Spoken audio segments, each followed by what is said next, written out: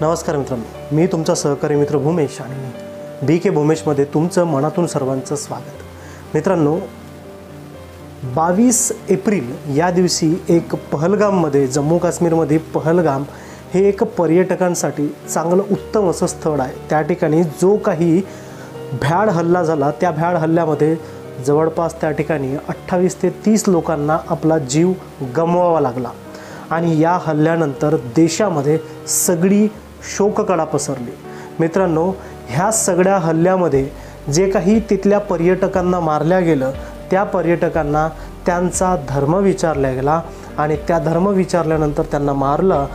हे जे काही प्रकरण घडलं त्यानंतर देशातल्या प्रत्येक व्यक्तीच्या डोळ्यामध्ये अश्रू आले आणि प्रत्येकाला ह्या गोष्टीची खंत वाटत होती. माझा आवाजसुद्धा तुम्हाला एकदम असा दबलेला वाटत असेल, कारण की ज्यावेळेस मी या गोष्टीबद्दल ऐकलो त्यावेळेस मन असं सुन्न झालं. बोलतानासुद्धा खूप ह्याविषयी खूप वेदना होतात, कारण की अशा पद्धतीनं या देशामध्ये घडत आहे ही खूप मोठी शोकांतिका आहे. काही दिवसाआधी असंच प्रकरण आपण सुद्धा पुलवामा अटॅकमध्ये पाहिला होता. फरक एवढाच होता की तिथं सुरक्षा यंत्रणेवरती हल्ला केला होता, इथं पर्यटकांवरती हल्ला केला गेला. मित्रांनो, हा जो काही हल्ला केला गेला, या हल्ल्यानंतर याचे पडसाद भारतामध्ये काय उमटणार हा एक वेगळा प्रश्न. मित्रांनो, भारत देश हा नेहमीच शांततेसाठी ओळखला जाणारा देश आहे. या देशामध्ये शांतता आणि सुव्यवस्था ही राखून ठेवल्या गेलेली आहे. मित्रांनो, या देशामध्ये अनेक जातीची, अनेक धर्माची लोकं राहतात आणि या देशामध्ये हा देश असे एक शांततेचं प्रतीक आहे. हा देश महात्मा गांधीजींचा देश आहे. हा देश डॉक्टर बाबासाहेब आंबेडकरांचा देश आहे. या देशामध्ये भयान अशी आणि शांत अशी, भयान बोलतोय मी याला का मुद्दाम तरी भयान बोलतोय, कारण की भयान अशी शांतता असते. या देशामध्ये शांत सगळे गुण्या गोविंदानं लोक राहत असतात आणि आता गेल्या ह्या 8-9 वर्षापासून तुम्ही पाहताय जे काही धर्माचं, जे काही जातीचं प्रकरण घडत आहे आणि ह्या सगळ्या गोष्टींमध्ये कोण कशा पद्धतीनं मारल्या जात आहेत, कोण कुणाला मारत आहे, कोण कुणाला डावलत आहे, कशा पद्धतीने या सगळ्या गोष्टी घडत आहेत तुम्ही निश्चितच पाहत आहेत. मित्रांनो, या ठिकाणी जे काही प्रकरण घडलं, प्रकरण घडल्यानंतर भारत देशाचे पंतप्रधान नरेंद्रजी मोदी आणि त्यांनी जवळपास काल 2.5 तास एक बैठक घेतली आणि त्यानंतर त्या ठिकाणी बरेचसे त्यांनी निर्णय घेतले. उत्तम निर्णय असतील ते कदाचित, निर्णय आहेत ते कदाचित, त्याच्यात काही वावगं नाही. सिंधू नदीचं पाणी बंद केलं हेही ठीक आहे. हे पाकिस्तानकडून घडवून आणलेला हा एक प्रयत्न होता किंवा घडवून आणलेला हा एक खूप मोठा भ्याड हल्ला होता आणि हा देशामध्ये एक काळा दिवस मानला जाईल.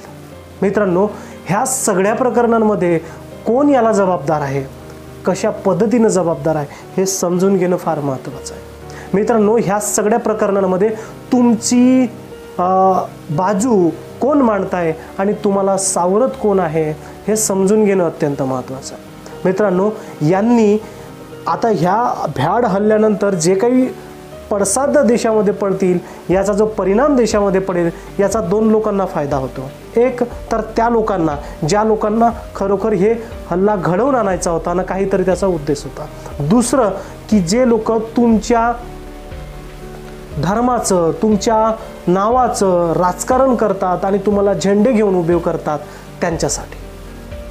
मित्रांनो, हिंदूंना साधी माझी एक अशी विनंती आहे का अशी तरी हे बघताय तुम्ही, हे हलकटगिरी नका करू, अशा पद्धतीची हलकटगिरी नका करू की तुम्हाला आपल्याच देशामध्ये एकमेकांना हिनवल्यासारखं नका करू. मला नाही वाटतंय की या देशामध्ये प्रभू श्री रामचंद्रांनी रामराज्य यायला पाहिजे असं मला तरी वाटतंय. रामराज्य येत असताना अशा पद्धतीचं रामराज्य जर का येत असेल तर नकोय असं रामराज्य. हे असं रामराज्य नकोय. रामराज्य चांगलं, प्रत्येक धर्माचं, प्रत्येक जातीचं आदर मान सन्मान करणारं रामराज्य पाहिजे. मित्रांनो, या देशातला प्रत्येक धर्मीय हा चांगला आहे. या देशातला प्रत्येक धर्माचा माणूस हा उत्तम आहे. प्रत्येक धर्म या देशातला योग्य आहे आणि तो त्या परीनं अतिउत्तम आहे. मित्रांनो, या देशातला प्रत्येक धर्म हा अशा पद्धतीनं डिझाईन केला आहे किंवा अशा पद्धतीनं बनवल्या गेला आहे की त्यातून मानव जातीचं सुख होऊ शकेल असं हे प्रत्येक धर्म आहे. पण आम्ही आपला धर्म ग्रेट, आपला धर्म श्रेष्ठ बनवण्यासाठी एकमेकांवरती तलवारी काढतो. त्याचा धर्म श्रेष्ठ, त्याला बाणगुडं, त्याला हे, त्याला ते असं बोलून त्याला हिनवतो. मग त्याला हिनवल्यानंतर आपण आपल्यावरती हल्ला होतो किंवा आपल्याला हिनवतात ते, मग आपण त्याला हिनवायचं.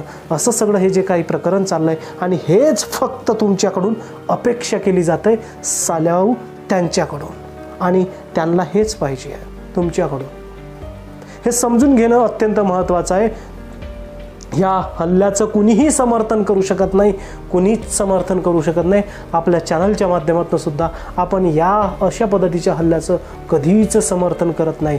त्यांना ती योग्य शिक्षा आणि त्यांना ते योग्य, त्या पीडित लोकांना योग्य तो न्याय मिळालाच पाहिजे निश्चितच. पण हे का घडतंय, कसं घडतंय हे सुद्धा तुम्हाला समजून घेणं अत्यंत महत्त्वाचं आहे. व्हिडिओ जर का आवडला तर नक्की लाईक करा, शेअर करा इतरांना सुद्धा. भेटूया आपण पुन्हा पुढच्या व्हिडिओमध्ये. तोपर्यंत काळजी घ्या स्वतःची, आपल्या परिवाराची सुद्धा. सर्वांना नमस्कार.